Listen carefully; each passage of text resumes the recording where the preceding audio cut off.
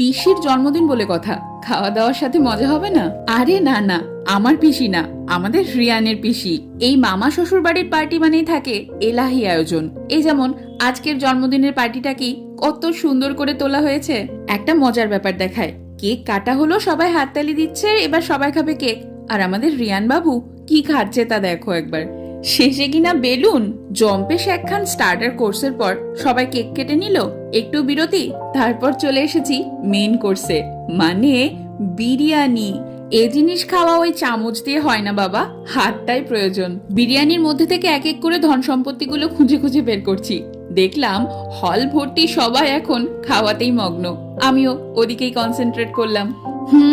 পেট পুজো জম্পেশ হলো, কিন্তু শেষ পাতে মিষ্টি না হলে চলে? এই যেমন ঘন ফিরনি, আইসক্রিম আর একটুখানি চুম্বন।